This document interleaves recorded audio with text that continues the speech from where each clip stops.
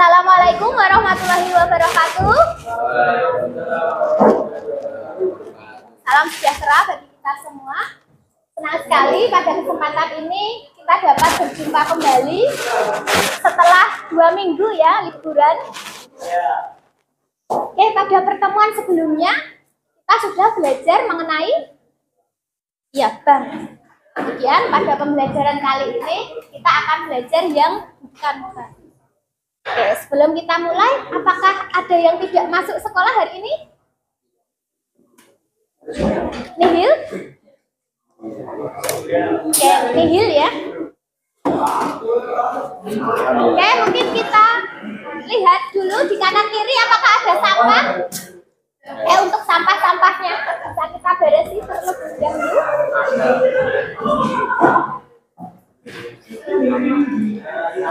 Oke.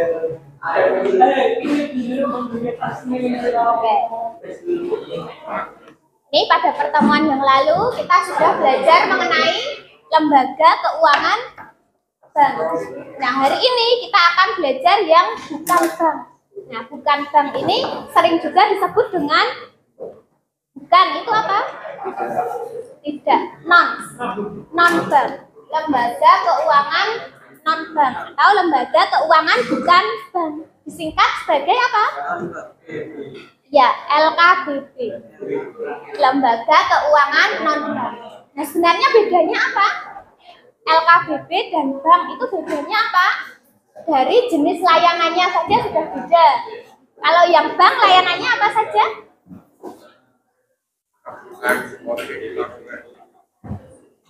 Ada apa, Mas, Mbak?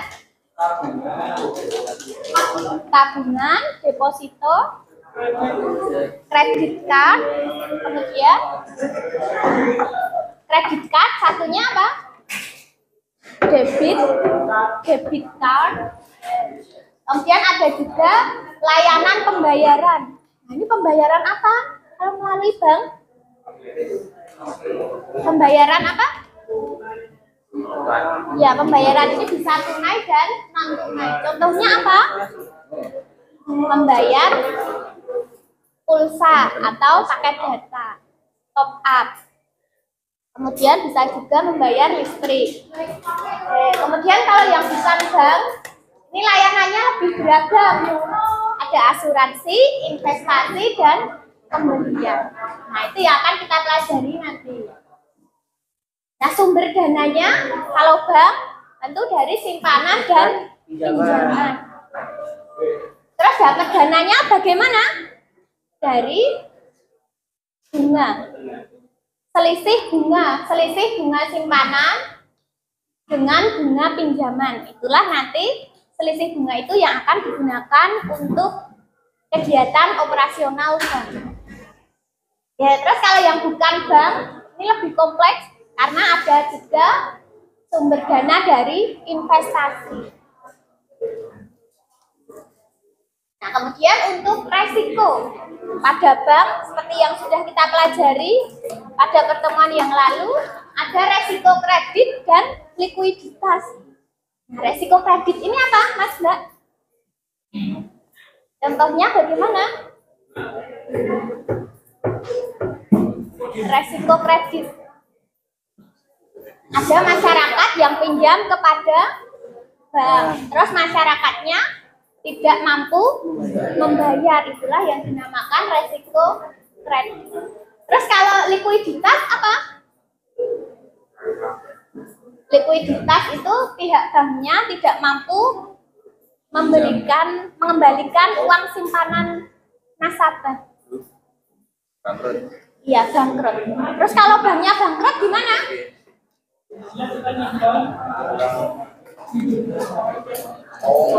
Kalau banknya bangkrut gimana, Mas?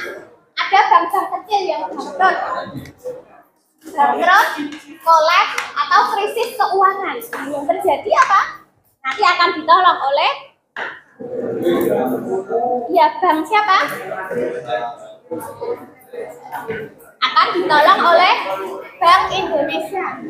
Nah, karena Bank Indonesia berperan sebagai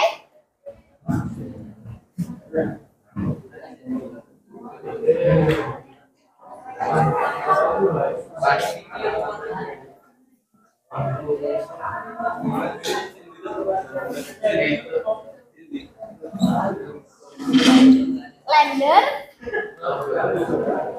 karena Bank Indonesia di sini berperan sebagai lender of the last resort.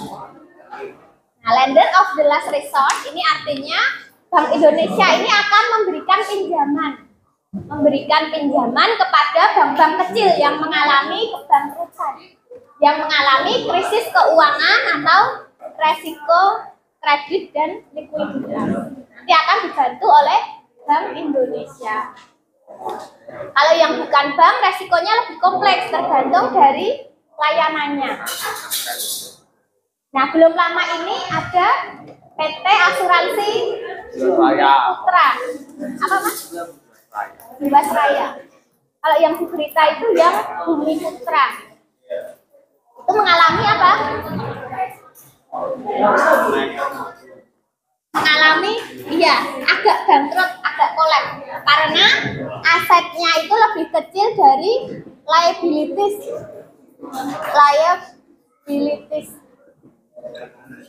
Aset itu harta, bisa harta bergerak atau harga tetap. Kemudian liabilities ini utang yang harus dibayarkan kepada nasabah apabila ada yang mengklaim asuransi. Tetapi belum lama ini Bumi Putra itu asetnya lebih sedikit daripada utangnya. Nah, yang terjadi bagaimana? Yang terjadi ya bisnisnya kolap, sehingga pada saat ada yang melakukan klaim asuransi itu ditunda oleh Bumi Putra, mengalami penundaan klaim asuransi. Nah, sehingga pengertian dari LKBB itu apa? Lembaga keuangan bukan bank. Itu pengertiannya apa? Lembaga yang pendiriannya untuk meningkatkan kesejahteraan masyarakat. Nah, dengan prinsip utamanya itu prinsip mengenal nasabah. Kemudian juga memantau kegiatan transaksi dan melaporkan apabila ada transaksi yang mencurigakan. Nah, kemarin dari artikel yang laporan berita yang kalian kirimkan, kemarin ada transaksi mencurigakan. Punya kelompoknya siapa ya kemarin ya? Yang membuat artikel tentang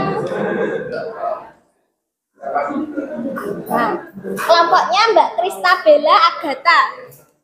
Nah itu kelompoknya Mbak Kristabella Agatha itu menemukan transaksi mencurigakan, pencucian uang di LKBB. Nah, LKBB-nya yang dianalisis adalah koperasi. Nah, pencucian uang itu apa? Apakah uangnya terus dicuci? Yang bagaimana? Contohnya gimana, Mas, Mbak? Pencucian uang itu misalnya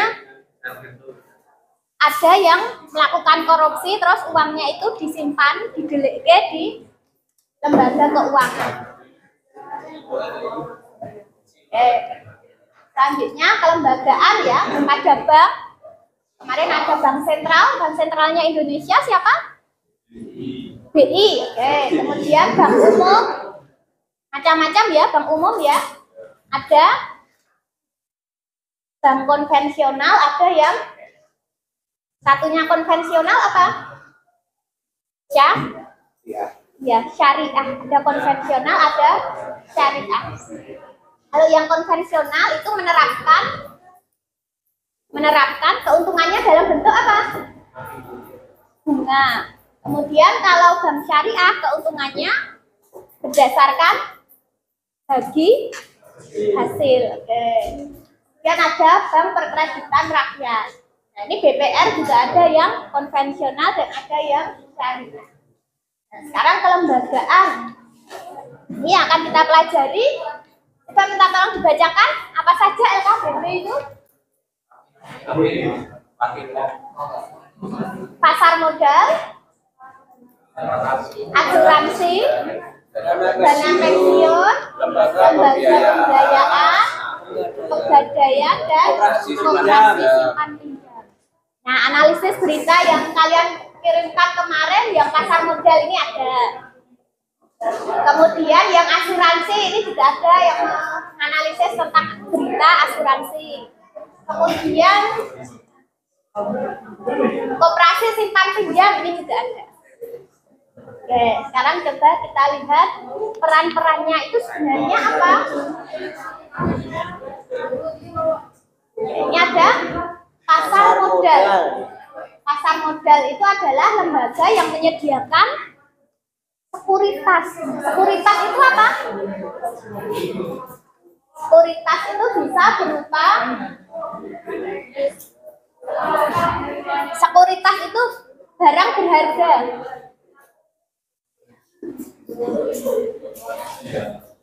Bisa berupa saham atau obligasi. Nah, bisa berupa saham atau obligasi. Nah, kemarin ada juga kelompok yang menganalisis pasar modal. Ini ada seorang konglomerat yang dia itu sangat kaya raya. Siapa ya namanya? Anthony Salim. Itu yang melakukan apa namanya? Investasi saham. Bahkan sampai berapa persen gitu saham itu adalah miliknya. Oke, kemudian ada asuransi. Nah, asuransi itu apa? Oke, kalau asuransi ilustrasinya bagaimana, Mas Mbak? Kalau kita mati. Kalau kita mati, oke ya jelaskan ya teman-temannya. Oh iya, uangnya buat orang tua ahli waris gitu ya. Ya, berarti kita datang ke lembaga asuransi, kemudian kita mendaftar misalnya asuransi kematian. Jadi suatu ketika apabila mengalami kematian, itu nanti orang tua atau ahli waris itu bisa melakukan klaim asuransi kepada lembaga asuransinya ini. Nanti akan mendapatkan sejumlah uang. Nah, selain asuransi kematian, ada juga asuransi apa? Asuransi jiwa. Ya, asuransi jiwa itu sama dengan yang asuransi kematian tadi. Terus ada juga asuransi sehat. Nanti kalau sakit bisa melakukan klaim asuransi. Asuransi biar jiwanya itu selalu sehat, terlindungi. Oke, kemudian ada asuransi apa? Ada asuransi kecelakaan. Seperti kasusnya Vanessa Angel. Nah, itu ternyata Vanessa Angel pada masa masih hidup itu dia sudah mendaftarkan asuransi yang apabila bilalah ada kematian itu asuransinya dapat diklaim oleh ayahnya. Pak, siapa itu? Iya. Ayahnya ini. Pak Dodi. Iya, Pak Dodi itu ayahnya Vanessa Angel. Oke, itu juga asuransi kematian. Kemudian asuransi kecelakaan juga ada. Nanti apabila ada kecelakaan motor atau mobil itu bisa melakukan klaim pada pihak asuransi. Nah, sehingga asuransi ini apa, Mas Mbak? Apa? Apa, Mas? Lembaga yang memberikan apa? Asuransi. Memberikan apa lembaganya? Memberikan ganti rugi sesuai dengan perjanjian. Nah, perjanjian asuransi itu tercantum di dalam polis asuransi. Polis asuransi. Berarti nanti perjanjiannya tertulis berapa, maka yang bisa diklaim itu adalah jumlah tersebut. Nah, kalau masyarakatnya, dia secara berkala akan membayar premi. Jadi ketika belum melakukan klaim, itu dia secara rutin itu membayar premi. Oke, selanjutnya ada dana pensiun. Dana pensiun, oke, ada Ada yang pernah mendengar dana pensiun? Apa? Dana pensiun itu apa, Mas? Saya ngomong. Iya, apa dana pensiun? Kayak apa? Ilustrasinya saja bagaimana? Dana pensiun. Misalnya ada orang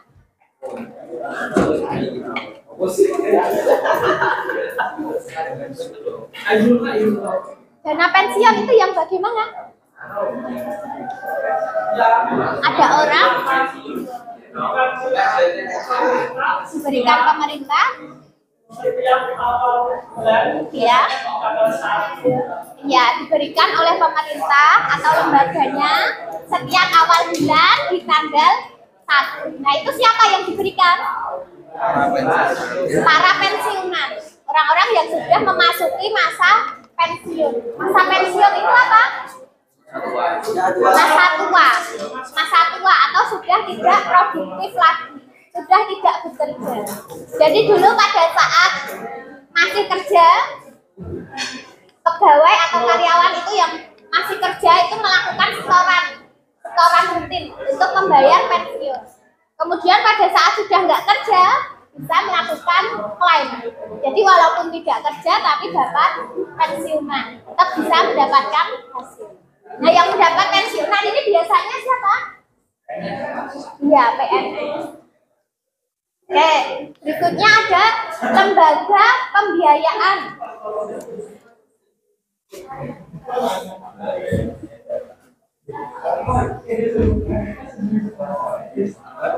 Lembaga pembiayaan ini lembaga yang menyediakan pembiayaan berupa dana dan modal barang. Berarti pembiayaan atau kreditnya itu bisa berupa uang atau bisa juga berupa barang. Nah, lembaga pembiayaan ini ada leasing, modal ventura, dan pembiayaan konsumen.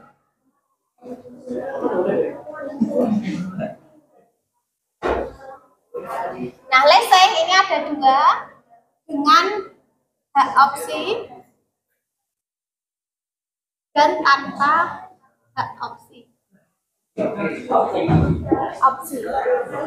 Sebenarnya apa? Oke, kita lihat dulu yang leasing. Leasing itu artinya adalah sewa guna. Sewa guna usaha.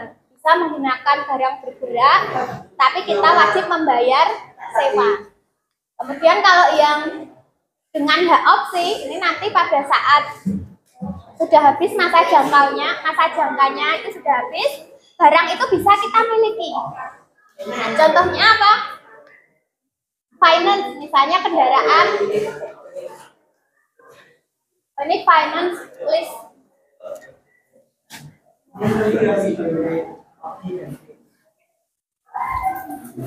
Nah, finance lease ini contohnya kendaraan bermotor. Nah, misal ketika kita melakukan kredit sepeda motor, itu berarti kita melakukan sewa. Terus pada saat sudah lunas cicilannya, motor itu bisa kita miliki. Terus kalau yang tanpa hak opsi, berarti kalau jangka waktunya sudah habis, barang bergeraknya dikembalikan ke perusahaan.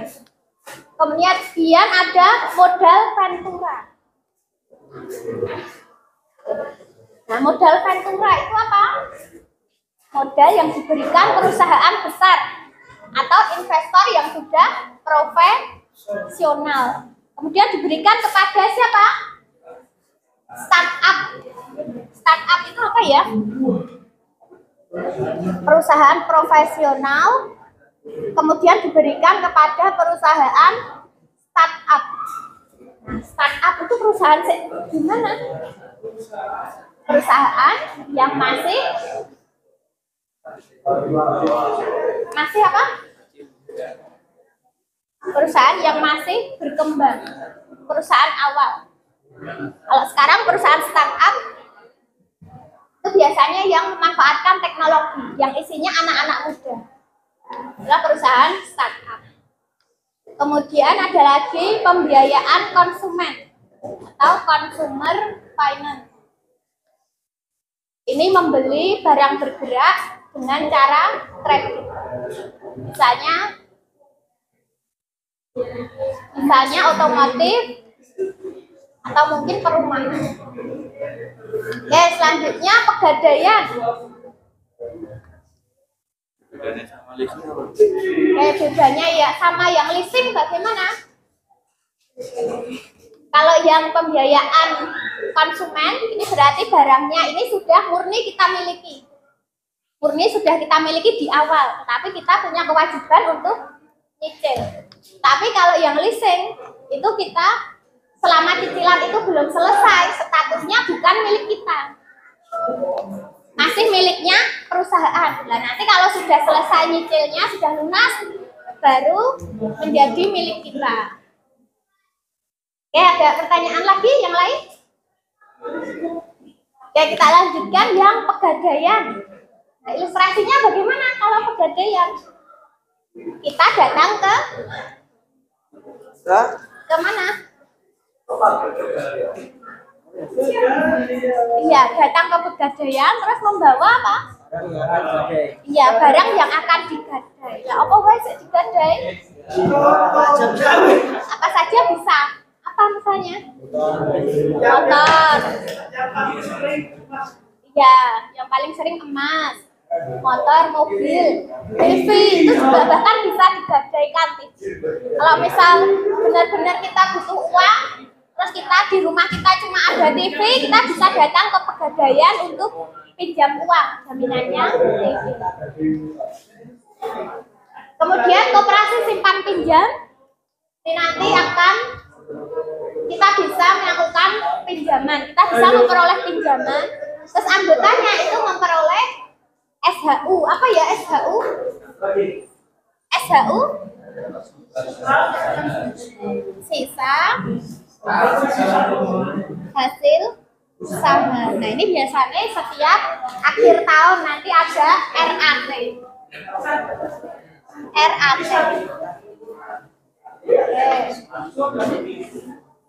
Nah, selanjutnya ini prinsip koperasi. Bersifat sukarela dan terbuka. Kalau sukarela berarti tanpa paksaan. Jadi siapapun kalau pengen ikut boleh. Terbuka berarti tidak membedakan. Pengelolaan dilakukan secara demokratis. Demokratis itu apabila ada pengambilan keputusan akan dilakukan secara musyawarah untuk mengambil keputusan bersama. Pembagian SHU ya setiap akhir tahun nanti ada RAT. Kemudian pemberian balas jasa terbatas pada modal. Jadi yang memberikan modal sedikit nanti akan mendapat keuntungan sedikit. Nah, yang memberikan modal banyak akan mendapatkan keuntungan yang banyak. Kemudian ada pendidikan perkoperasian. Jadi di koperasi itu ada pendidikan dan pelatihan untuk para anggota. Kemudian kemandirian. Ini koperasi itu mandiri dalam mencapai tujuan itu tidak bergantung pada pihak luar, tapi bekerja sama sesama anggota. Nah, ini kerjasama ini itu erat kaitannya juga dengan budaya gotong royong di Indonesia.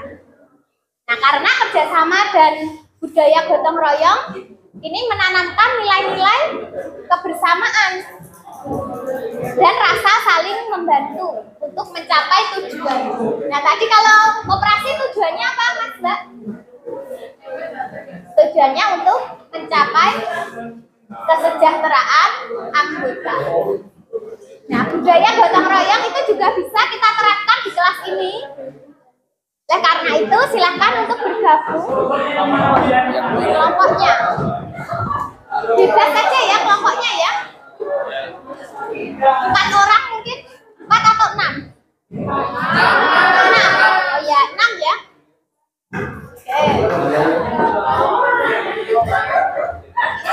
Oke, silakan dulu. Oke, silakan Mas Bang. Yang apa? Oh, 4 orang. Ini ada yang usul 4 orang. Gimana teman-teman? Ada yang 4, ada yang 6. Dua. Yang kesepakatan? Ya, yang 4 orang. Berapa orang? Yang setuju 4 orang. Oke, yang setuju 4 orang ada berapa orang? Mana angkat tangan yang 4 orang? 1, 2, 3, 4, 5, 6, 7, 8. Kamu 4, Mas. Berapa tadi? 6. 6 ya? Oh, 8 tadi ya? Oke, terus yang setuju 6 orang? Satu kelompok 6 orang? 1 orang? Oke, yang setuju 1 orang. Yang 2 orang? Oke, yang 2 orang? Satu kelompok 2 orang? Yang setuju 2 orang. Berarti kesepakatan kita 4 ya? 4 kelompok ya, Mas Bang? Tadi ada yang idem. Apa? Tadi ada yang idem tidak memilih. Tadi yang memilih hanya 11 orang. Tapi yang menang yang 4. Ya, ya silakan bergabung satu kelompok 4 orang.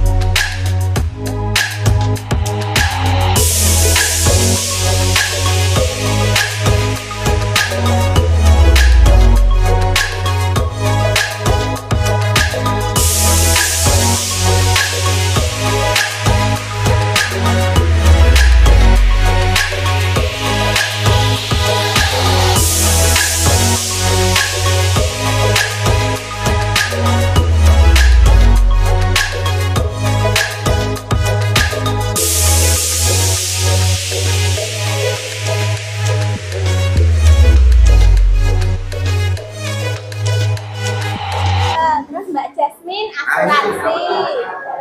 Mas Aksan asuransi juga. Oke, berarti bervariasi ya.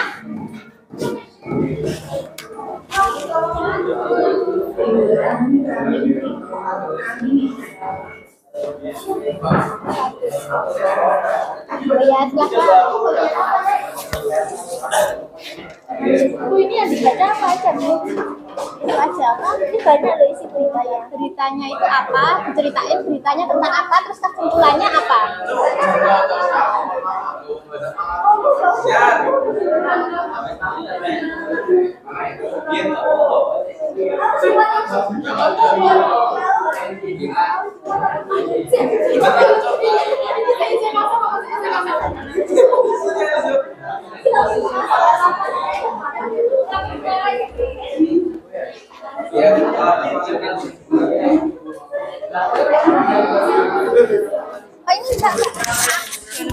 ini enggak.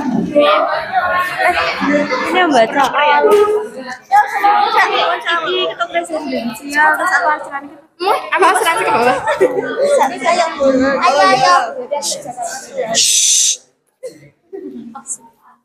Satu, dua, tiga. Assalamualaikum warahmatullahi wabarakatuh. Terus perkenalkan nama saya Heja Menindria absen 19. Perkenalkan nama saya Maria Lulu, absen 24. Perkenalkan nama saya Kirani Widata Maka absen 23. Perkenalkan nama saya Vita Dua Aprilia, absen 35. Perkenalkan saya Jasmine Puspitasari absen 20. Perkenalkan saya Koirin Morista absen 22.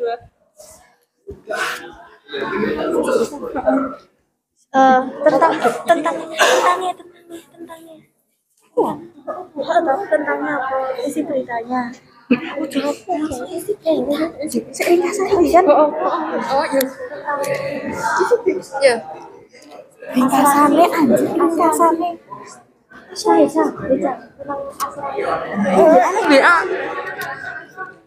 Asuransi apa?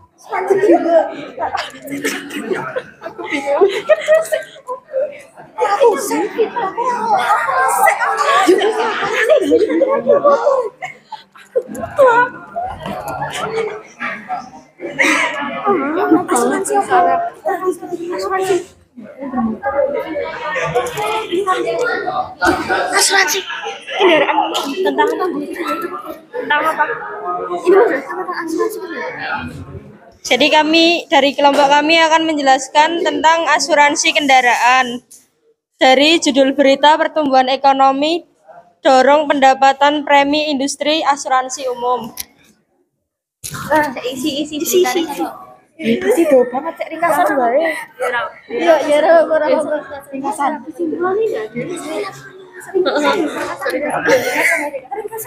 Ringkasan berita Jakarta Kompas. Pasca pemerintah mencabut pemberlakuan pembatasan kegiatan masyarakat atau PPKM di Indonesia sangat berdampak pada pertumbuhan premi industri asuransi Indonesia, khususnya industri asuransi umum. Situasi ekonomi Indonesia berpengaruh terhadap pertumbuhan premi industri asuransi umum. Berdasarkan data Asosiasi Asuransi Umum Indonesia, pendapatan premi hingga triwulan keempat tahun 2022 mencapai 90,1 triliun, bertumbuh 15,3% dibandingkan dengan periode yang sama tahun lalu sebesar 78,1 triliun rupiah. Selain itu juga ditopang oleh meningkatnya permintaan dan harga jual properti komersial maupun properti residensial. Asuransi kendaraan bermotor juga mencatat pertumbuhan tinggi yakni 15,7% secara tahunan sehingga menjadi 18,1 triliun pada 2022 dari yang sebelumnya 15,6 triliun pada 2021. Peningkatan premi lini usaha ini dipengaruhi tumbuhnya penjualan kendaraan bermotor dari roda 2 maupun roda 4 di tahun 2022. Hal ini sangat mendukung kinerja perusahaan, ditambah saat ini LGI fokus mengembangkan asuransi kesehatan seperti memberikan fasilitas konsultasi digital. Agus mengatakan di tengah situasi pasar yang ketat, sebagian klien membutuhkan asuransi. Mereka menyisihkan anggaran untuk membeli produk asuransi. Tingginya pertumbuhan asuransi kesehatan karena faktor pandemi COVID-19. Ini analisis berita sobat. Analisis berita. Aku tujuan analisis. Tujuan analisis. Kenapa? Tujuan analisis bertujuan mengetahui tentang pertumbuhan ekonomi, dorong pendapatan, premi, industri, asuransi umum pasca pemerintahan membuat pemberlakuan pembatasan kegiatan masyarakat atau PPKM di Indonesia yang berdampak pada pertumbuhan premi industri asuransi Indonesia, khususnya industri asuransi umum. Analisis berita. Situasi ekonomi di Indonesia mempengaruhi pertumbuhan premi di industri asuransi umum. Kini bisnis yang mengalami pertumbuhan negatif adalah energi, offshore insure, dan growth facial insure. Hal ini disebabkan pertumbuhan kredit untuk real SKPR dan KPA dan UMKM. Angka dari Asosiasi Pabrikan Otomotif dan AISI menunjukkan peningkatan penjualan kendaraan roda 4 sebesar 17,4% dibanding tahun lalu. Sedangkan kendaraan roda 2 tumbuh sebesar 3,2% dibanding tahun 2021. Hal ini memang mendukung kinerja perusahaan dan saat ini LGI sedang fokus mengembangkan asuransi kesehatan, seperti menyediakan fasilitas konseling digital. Di pasar yang ketat, beberapa pelanggan membutuhkan asuransi. Mereka menyisihkan anggaran untuk membeli produk asuransi. Tingginya pertumbuhan asuransi kesehatan karena pandemi COVID-19. Permintaan asuransi kesehatan dengan PDB per kapita selama COVID-19 bukan berarti biaya kesehatan turun. Lebih sedikit orang yang mencari pengobatan, namun biaya medis meningkat setiap tahun. Katanya setelah informasi. Kesimpulan 1. Pasca dicabutnya pemberlakuan pembatasan kegiatan masyarakat atau PPKM di Indonesia sangat berdampak pada pertumbuhan premi industri asuransi Indonesia, khususnya industri asuransi umum. Situasi ekonomi Indonesia berpengaruh terhadap pertumbuhan premi Indonesia asuransi umum. Sebagian besar lini usaha mencatatkan pertumbuhan positif, hanya 2 lini bisnis asuransi umum yang membukukan pertumbuhan negatif pada triwulan keempat tahun 2022. Lini usaha yang mengalami pertumbuhan negatif yakni asuransi tenaga lepas pantai dan asuransi surety ship. 2. Sementara itu, Presiden Direktur PT Lipo General Insurance Agus Benjamin mengutarakan pertumbuhan paling tinggi di LGI terjadi pada asuransi kesehatan yang meningkat 2 digit. Hal ini sangat mendukung kinerja perusahaan, ditambah saat ini LGI fokus mengembangkan asuransi kesehatan seperti memberikan fasilitas konsultasi digital. Agus mengatakan, di tengah situasi pasar yang ketat, sebagian klien membutuhkan asuransi. Permintaan terhadap asuransi kesehatan meningkat seiring dengan GDP per kapita. Itu pertanyaan kelas. Apakah ada yang mau ditanyakan? Sekian dari kami, mohon maaf bila ada salah. Wassalamualaikum warahmatullahi wabarakatuh. Makasih ya Mbak ya.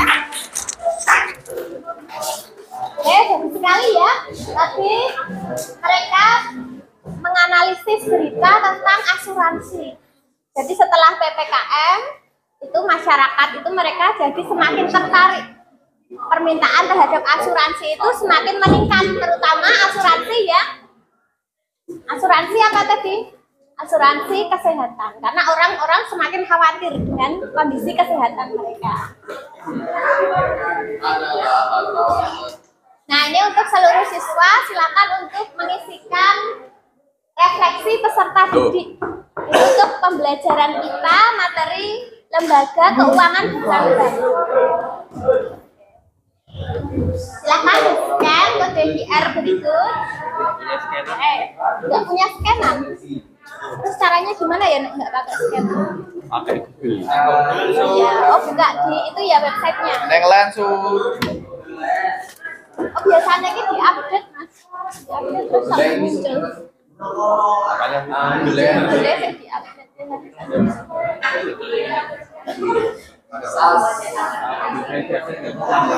Oke. Sudah ada yang share ya? Iya. Nah, kalau kesulitan untuk men-scan ini bisa membuka share-sharean link dari teman itu.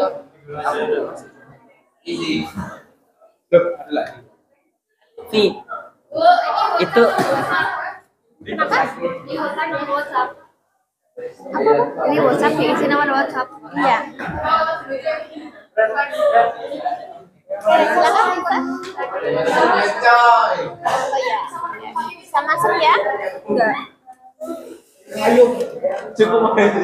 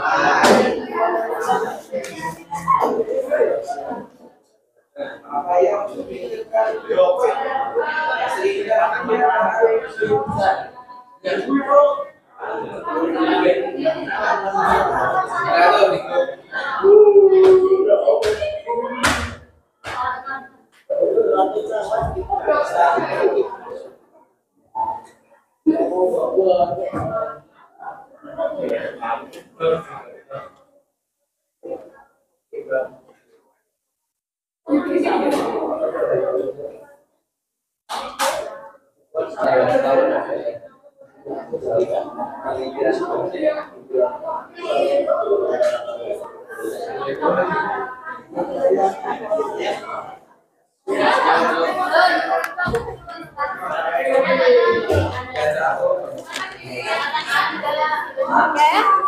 Ya sudah Mas Mbak, untuk refleksinya apakah sudah dikerjakan semuanya? Sudah dibuktikan ya?